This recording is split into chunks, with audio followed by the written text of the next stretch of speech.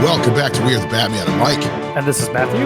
Still not 100%, but I'm getting there. Still doing. This is less Christian Bale Batman, more Michael Keaton Batman. You're getting there. We're getting there. We're here today because we are in desperate need to catch up on an episode. And B, there's enough stuff going on in Batman land that we were like, we should probably just go ahead and jump in and do an extra episode this week anyway. So Absolute Batman just concluded part 5 of its first arc. We're gonna talk about that at length. Before we get into all that, first of all, I want to remind you guys, if you haven't already, subscribe to the channel. Just go ahead and do it. That way you get the podcast right away. And anytime we drop a reaction or something else new, go ahead and get it. And as always, follow us on all the social medias. I don't know what I'm doing. While Matt just flexes. I was just trying to point. I was like, I still don't have the idea of which way I'm. We'll never figure it out.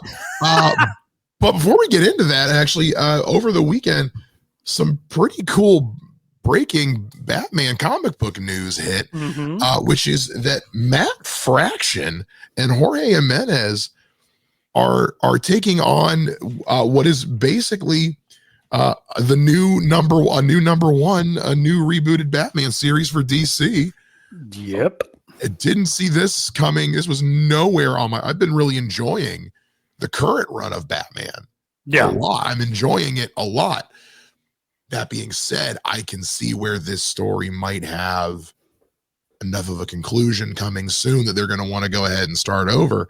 But I want to put this up online. This is from DC.com.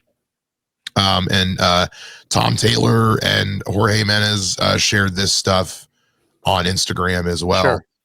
But and if you're listening, go Google Batman #1 new stuff. Yeah, well, just literally go to DC.com. That's what I'm getting this from.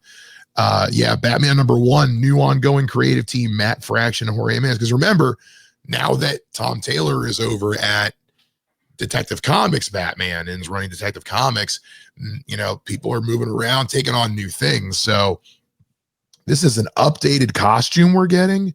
We're getting a new look at Gotham. I really want to look at this look in this costume, though. We've got up here on screen. We're going back to the blue and the gray. Brand. I love the new logo. I really, really love the new logo. The belt has. What do we talk about with our DCU Batman? We wanted a functional, practical utility belt. You can see the gadgets on this belt. You can tell what it's not just a yellow line with some vertical stripes on it to indicate no, this is a belt with pouches and shit. Yeah. Yeah. The thing I love about when they do these turnarounds and these character studies is this is a cosplayer's dream. I don't have to Google and wait for the comic and take dozens of pictures everywhere. Like I can literally send this to somebody and say, I need you to make me this suit. Oh yeah. Jorge Jimenez put these up online as well as just this full HD look at the logo. It's so cool. I want this on a shirt now. Oh, I'll be surprised if they wait, if it's not up within 2 months for that new. It'll logo. probably be up once the book launches, which is in September. This series will start in September.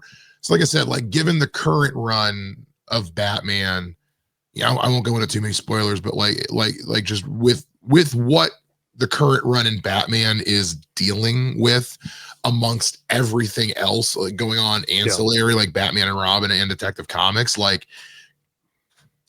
can see them wanting to be especially, it's interesting to me that, they put the new DC logo on there. It's got me wondering,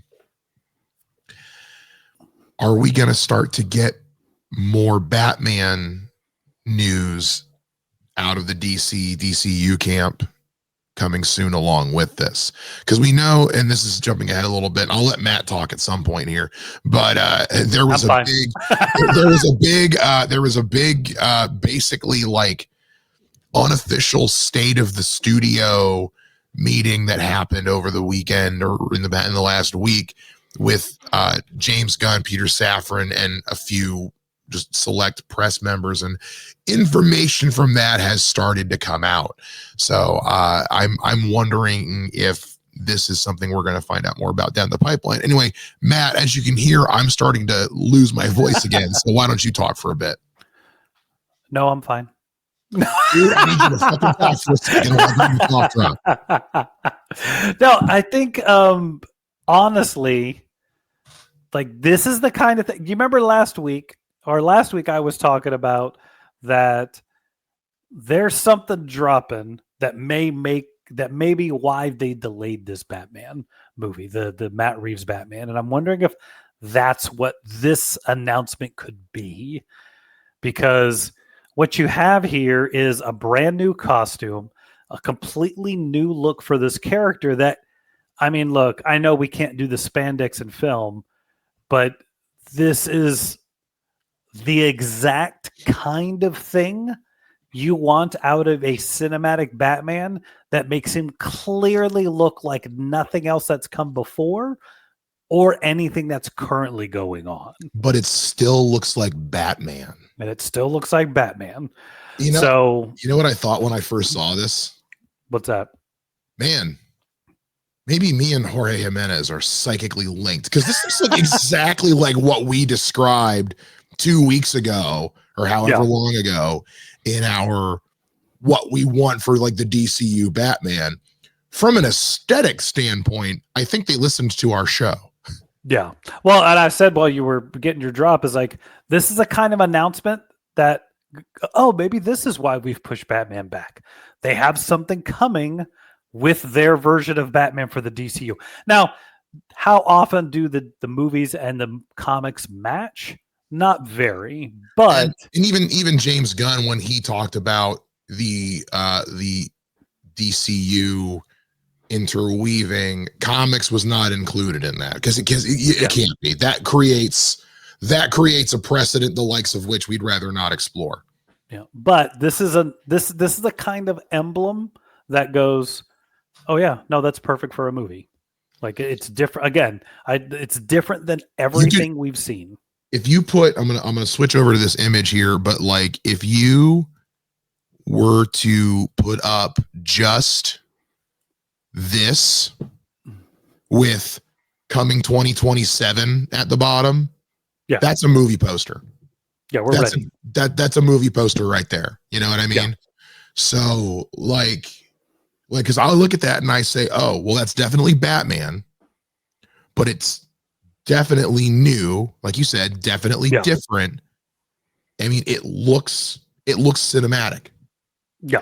And it makes me wonder if DC is almost taking like a cinematic approach with their comics, because just based on how they're, people have been saying for the last 2 years, DC's on another level with their writing right now, and we're about to talk about big time here. So it does make me feel like, hey, I wonder if some of these comic book writers are starting to almost take a cinematic approach to their writing, and through that, the artists are taking a cinematic approach to their design in a way that, this blew me away. This really blew me away. I'm really, like, knowing nothing about the story, just from the look alone, I can't wait to read this. Well, and this is where, like, I don't know if this makes a difference either when you start changing things and doing things, but keep in mind too, is like, both the original version of Superman and the original version of Batman are coupling up on public domain. So do you start really it's not a drastic change per se, but do you start making differences now so that whoever decides, like, hey, I could do a Batman comic now and nobody can come after me. Yeah. And so, but I think, yes, this is easily translatable to the movie screen. Muscles aside. But even that we've seen, like Robert Pattinson got in shape for the Batman, but he wasn't Yudge, Well, and his suit was designed to make him look bigger and was more armor. But I mean, even when you look at some, I harp about this all the time. I mean, if you look at something like like the stealth suit from the first Captain America. Like, you just make that gray and put this emblem on there instead of the star. Yeah, I mean, that's a Batman suit. We've said that so many times. Yeah. On this show, the best Batman suit is Captain America's stealth suit at the beginning of the Winter Soldier. Yeah, and I think that this kind of design of like, we're not overcomplicating it. Give them a nice, cool symbol, awesome looking suit, colors are perfect. They're like, good colors. I also liked. I took it down at the screen, but I liked that Jorge even included a breakdown of how the suit works in the dark. And like how it would shadow, so that even though it's brighter, it could still be stealthy. And that's good. Yes, that's the smart stuff. That's why DC is kicking ass in comics right now, and Marvel's bringing back Gwen Stacy as the new Gwenpool. Hey, I read Ultimate Wolverine, the first 2 issues. It's different. Wolverine's not bad. Ultimate Wolverine's not bad. Ultimate Spider-Man's still the best thing they're doing. Yeah, like it's not even and I'm not even saying like by comparison. It's like Ultimate Spider-Man's up here, and then like the next best thing is way the hell down here. Yeah, like Ultimate Spider-Man's on another level. But anyway, we're not here to talk about Ultimate Spider-Man. We're here to talk about absolute Batman. Because that's basically what it is Ultimate Batman. Absolute Batman just hit issue number 5, which is now the conclusion of their 5-part arc, The Zoo. Or is it? That's kind of one of the things we're going to debate here today a little bit and discuss. But with us being through the first 5 issues of what we know now is going to be an ongoing series. Yeah. We figured it was a good time, a good mile marker, as it were, 5 issues in, to say, okay, how are we feeling about all this? How are we feeling about Absolute Batman? Have we eaten enough crow from shitting all over the look to this being one of the best comics we've read? I don't know. Who's to say? And Matt, I think we kind of want to dive into your thoughts first, because I feel like that is going to kind of be the bulk of the episode here is, how do they do in their first 5 issues? I think from a writing standpoint, from an originality standpoint, from a conceptual standpoint, I've never been happier to be proven wrong. I've never been so blown away in my life with how many ways you can just kind of skew the Batman story a little bit. Things I've never considered in my life, things I still do and don't. His look is still probably the one thing I'm struggling with most in this book. But the writing's so good, it's kind of easy for me to get around it. And if we're going for different, it is a different look. Yeah. So, but Matt, let's hear from you. I want to hear how you're feeling about this, because I know we're going to talk about that a lot. Yeah. For me personally, like concept idea, it was just interesting. Like taking the guilt of his parents being murdered because he wanted to leave the theater, be it a movie or a play, depending on which version you want to get here to, it's on him. Switching that to, I won this great thing that put us in a place where my dad got killed in a mass shooting. Like that's, you keep the same thing, but you now can also alter the dynamic because his mother is still around. Yeah. Which I like a lot, because I think that gives him, you could still make him Batman, but there's a little bit more of a risk of him having an identity with mommy around. However, I think the biggest issue I personally have is I really liked the first 2, and 3, 4, and 5, I've slowly kind of like, okay. Like we talked about on the phone, and I'll probably talk about the elephant in the room, is like, you told me this was a 5-parter, Scott Snyder. This is not a 5-parter. The 5th issue Scott Snyder, the writer. Oh, I thought you said Zach. Okay. Scott Snyder, the writer. It's okay. I've done that. We've both done it. Yeah. Okay. But I think that's my only kind of like. Now, I'm not saying it sucks and I hate it, but like if you say part 1 of 5, then part 5 is the done. Okay. But I just kind of felt like, so this isn't done. Okay, so I don't disagree with you. I do not disagree with you. The part 5, issue 5 did not end with a period the way I thought it was going to. Yeah. It's very much like, oh yeah, no, we're not. I mean, we clearly have nowhere near done. Yeah. But what I think, and I've had a little bit of time to sit on this too, because you read it before I did. So I knew going into it, you had that issue. So I was able to, so I kind of read it with like, okay, if this is part 5 of 5, what's being, what are we putting a cap on? Yeah. I think the thing too important to remember is that it's the zoo parts 1 through 5. All 5 of these parts, excuse me, had to do with something to do with the zoo, because the zoo is where the thing went down. The mass shooting, is where the shooting went down. So I think I think going forward, we're kind of done hearing about the zoo. I think parts 1 through 5 were meant to unfold for us why the zoo is important and what's the status of the zoo. So basically, this is just 5 parts about the zoo. So I think the story of the zoo itself is done. Yeah. So I think that part, in terms of that story arc, that part's concluded. In terms of his origin, the zoo is done, because we've now seen how the zoo started everything and how the zoo has ended present day, which is, it was supposed to be turned into some kind of memorial, to let everybody know.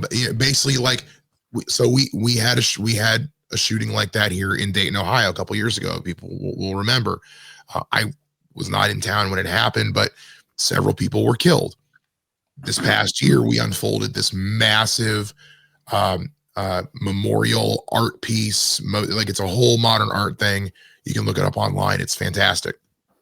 Most towns, cities that have a tragedy like this happen, we did it in New York after 9/11. You can go to so that's basically what they turned the zoo into in this Gotham. And then we find out through what Gordon tells his mother is, tell Bruce I'm sorry that they're not going to light up the zoo tonight because of all this chaos that's going around. Little did he know Bruce was going to light up the zoo himself, because the big spotlight they shine in the zoo, he took all that money that he got from Black Mask and laid it up on, which they even admit in the comic book is the ugliest bat known to mankind. Yeah. But, so to your gripe of, well, clearly there's more to this story. Yes, there is. I think in terms of the story of the zoo, like, that story's over.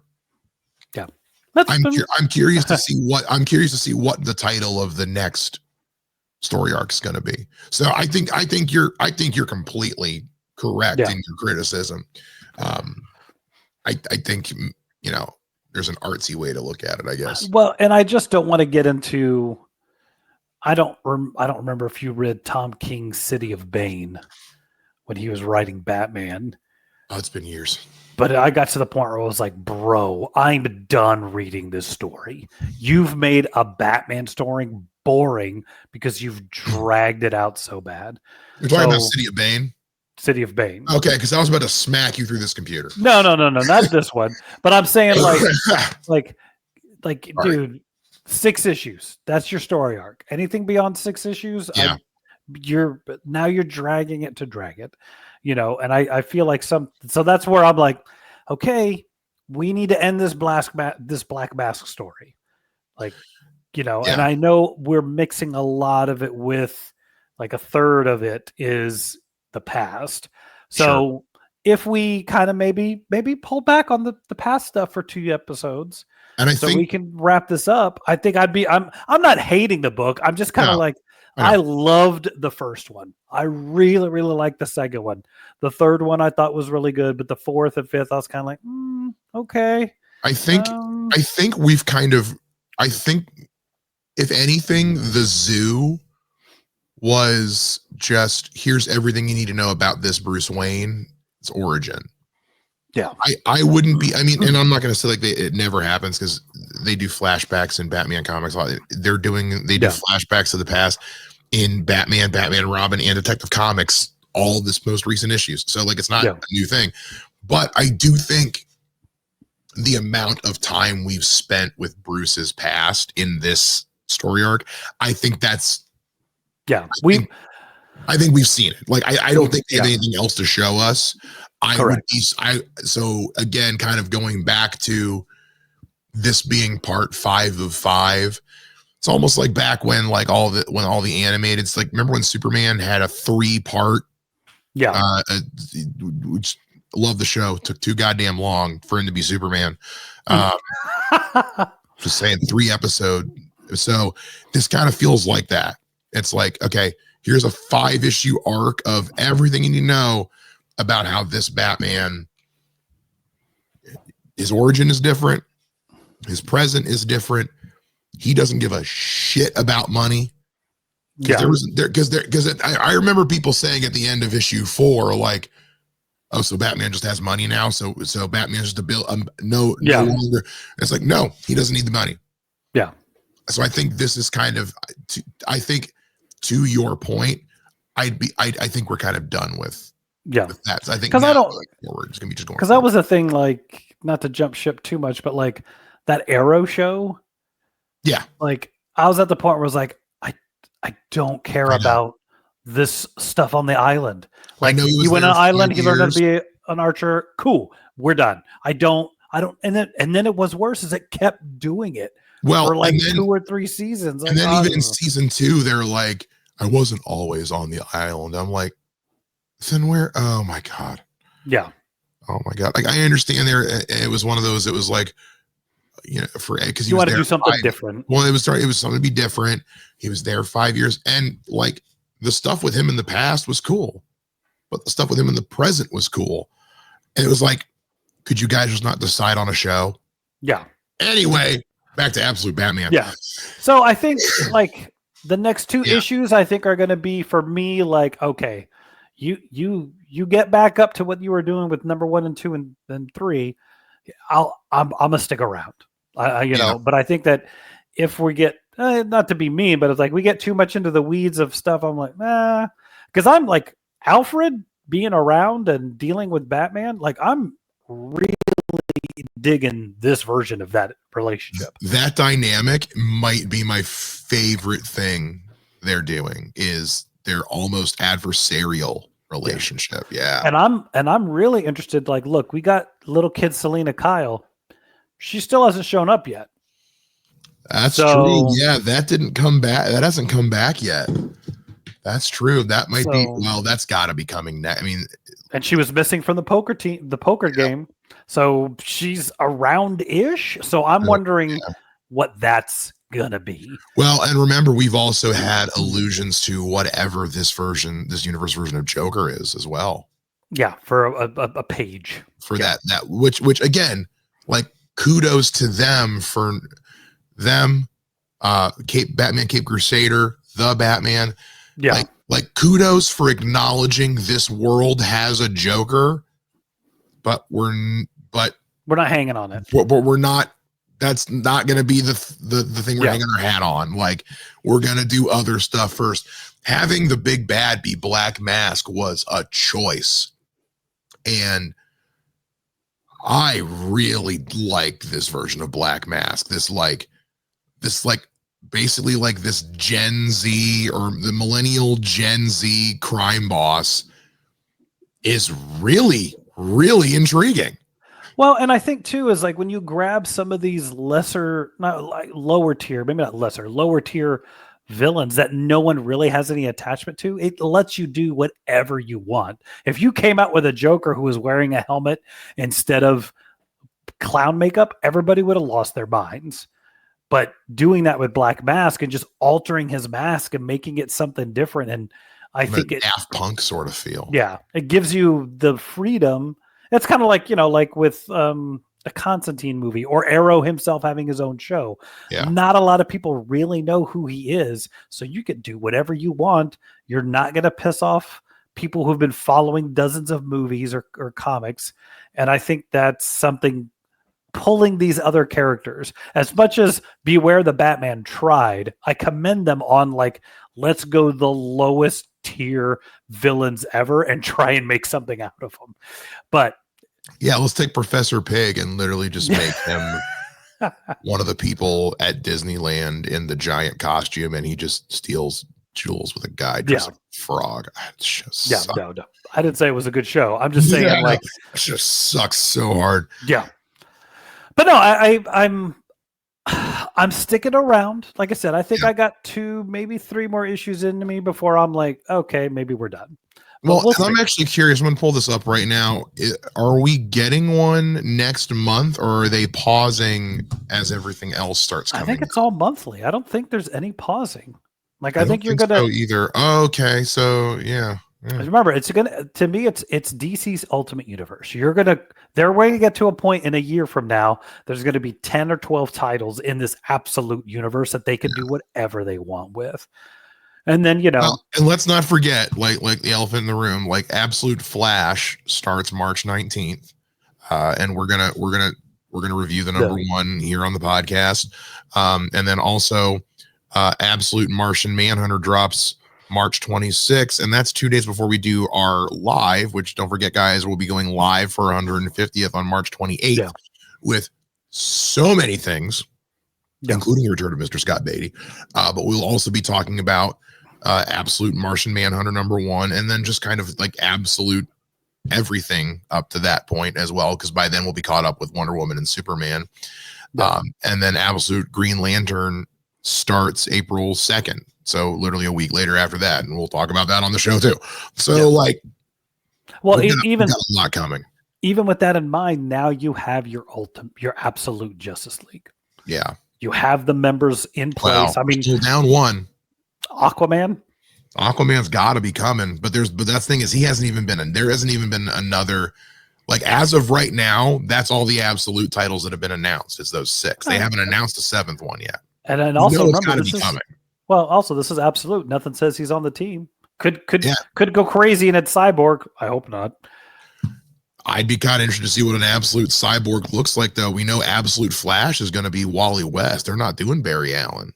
Yeah. They're starting an Absolute Green Lantern's going to be, I think it's Hal, John, Kyle, and it's a whole brigade. And what's her name? It's oh God, what is her name? I'm going to pull it up right now. Joe, Hal, John. Oh, sorry, it's Hal, John, Guy, and Joe. Yeah, which I never read any of. I think I've read the Justice League stuff with her in it. I never read any of her stuff actually. Now that I think about it. I've seen her. I know the characters look, but I can't think of everything I read. See, and in my reread, I was kind of laughing at that. In issue 1, there's that guy who's punching on the bag and kicking it. And then Bruce Wayne walks up and says, "Hey, it's my turn." He's like, "Oh yeah, just keeping it warm for you." That's a full page of a dude that doesn't return just yet. I'm with you. Who is that guy? Because there's so many things are gonna come, dude. There's so much. Really, again, this is just about Absolute Batman. We're gonna talk all about Absolute Superman and Absolute Wonder Woman in our live. Yeah, but full disclosure, Absolute Superman and Absolute Wonder Woman are also kicking all the ass right now. And I know your favorite right now is Absolute Superman. Mine might be Wonder Woman, but Absolute Superman's so good. Yeah, I'm not up on Wonder Woman. I have to read 3 and 4 still. Yeah, you do. So. You really do. You really, really do. But as far as Absolute Batman goes, I think Absolute Superman and Absolute Wonder Woman, especially Absolute Superman, very much are existing in the greater DC world. Yeah.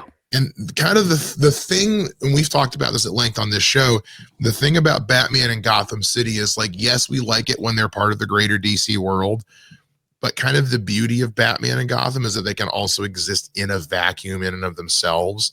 Yeah. And so what I like about this, about what they've done with this absolute Gotham, this absolute Batman, is it still does feel kind of self-contained. Yeah. Like I can see this Batman playing with this Superman and this Wonder Woman in a big way. Maybe. And well, in a way that I can, like, the take on the Trinity, like this would be such a different take on this Trinity that like Superman is clearly the leader in this version. Oh, I disagree. I think it's Wonder Woman. I mean, that's possible. Again, you got to get caught up. It's not Batman. It's not Batman. It's not Batman. Batman's not going to be. Yeah, he's not the one people are looking to. Yeah. In this one. But yes, I will catch up on Wonder Woman the next time we talk about it. But yeah, I think so. Let me ask you this. Yeah. Is there a character in the Batman kind of thing that hasn't been introduced or is only partially like we've seen the person that you're like, I can't wait for this guy to show up? Oh man, that's a good one. That's a really good one. I'm trying so hard not to say Clayface. I really am, especially because like we just got over the weekend, we put up a short about it, but like dude from Speak No Evil is going to be directing the Clayface movie. Yeah. Yes. Love that. Love that we're getting a Clayface horror movie.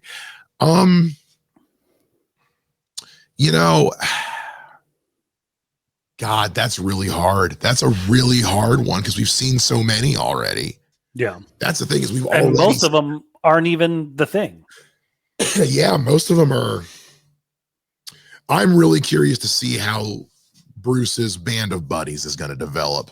Yeah. Because are they going to become all the villains? Yeah, like what's going to happen with Eddie and Oz and Selena, obviously, that we've already mentioned, and who else was in there with? I mean, everybody. Waylon. And I feel like have we heard mention of Victor Freeze yet?